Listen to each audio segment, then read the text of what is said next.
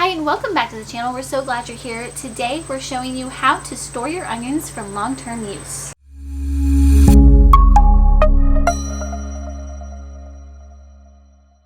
If you missed our how to harvest and cure onions, I will link that in the description box below, but our onions are done curing, so now it's time to clean them and put them up in storage. In today's video, we're going to show you some fun facts about onions, and then we're also going to show you some different tips and tricks on how to store those onions so you can get the most use out of them. The two main signs that your onions are ready for storage is the bulb itself should be very firm and hard, and the roots as well as the stalk should have a paper-like consistency. When you touch it, it should crinkle like paper and be very dry. The only supplies needed to prep your onions for storage are a sharp pair of scissors and some type of container to store your onions in.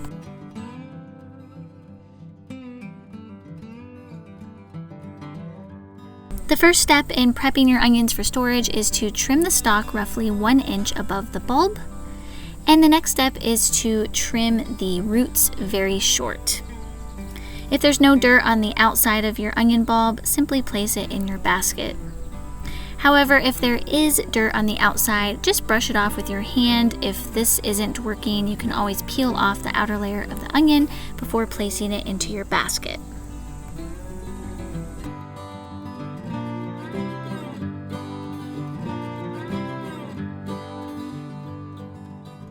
Once you have your onions inside, you might want to give them one more once over and just check, make sure that you don't have any soft onions. So if you do have a soft onion, this one is a little bit soft on the side. These are the onions you will need to use right away. So these I would definitely keep close by in your kitchen, on your counter, to make sure that you use them right away. But the rest we're going to put up in storage. The key to storing your onions is very similar to the garlic. So if you missed our garlic video, I will link that in the description box below. But you want to store them in some type of basket that has good airflow and circulation.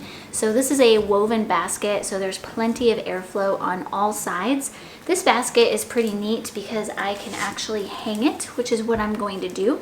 You can also store them in a mesh bag like this one. I have my garlic in here, but garlic is very similar to onions. It needs to be stored in kind of generally the same way. But these work really well too. I purchased this from the Container Store. It's a reusable produce bag and it works really well. If you don't want to purchase something, you can always save back your avocado bags or the bag that your lemons come in from the grocery store. That looks very similar to this, so that works just as well. The next key factors to consider when choosing a storage place for your onions is you need a cool, dry, and dark place. So if you have a place in your kitchen, maybe a pantry cupboard that is cool, dark, and dry, that works perfectly well. You can store things in the basement, but it's very, very iffy because most basements are damp. So if you have any type of moisture in your basement, I would recommend just avoiding the basement altogether.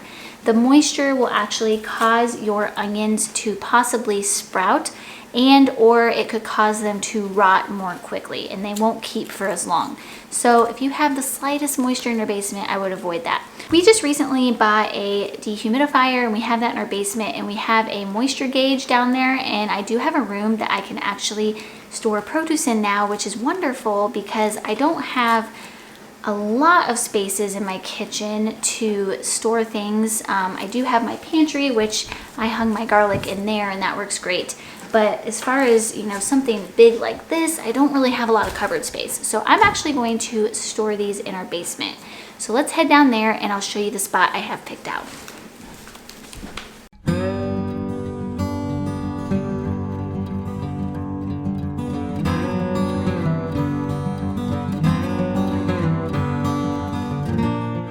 So in this room, I have my dehumidifier. It's not currently hooked up, but we did hook it up yesterday to check it out, and it worked really well in this room. And then we also have this thermometer, digital thermometer, and what's nice about it is it not only gives the temperature, but it also shows the indoor humidity levels, which is really helpful if you want to get a little bit more scientific with storing your produce, but it really does help. This thing was very inexpensive. You can purchase these off of Amazon or any big box store. But the temperature is 64 degrees, so when storing your onions, you want it to be around 60 degrees. It can be a little bit higher, maybe even a little bit lower, but that's really the ideal temp for onion storage. So this room is going to work perfect for that.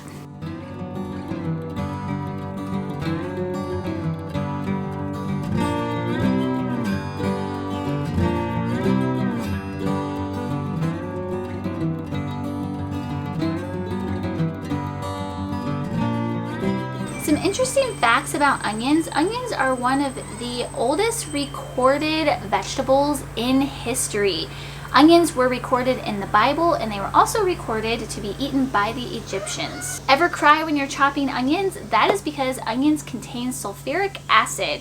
This is the chemical that is released when you cut onions, which makes you cry. It is safe to eat, but yes, it can make those alligator tears come forth. To help prevent yourself from crying when cutting up your onions, you can do this by cutting the root side off last, and also cut them when the onion is cold. So stick them in your fridge for a little bit before you chop them up, or run them under cold water. There's an old wives' tale that says the thicker the onion skin, the longer the winter will be.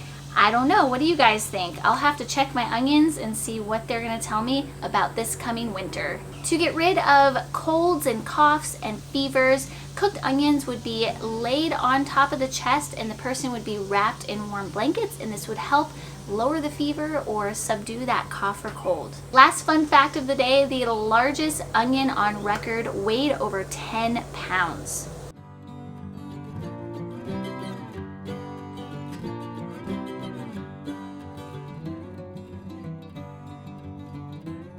Thank you so much for joining me in today's video. I hope you enjoyed it. Next week we will be harvesting potatoes, so look forward to that video next week.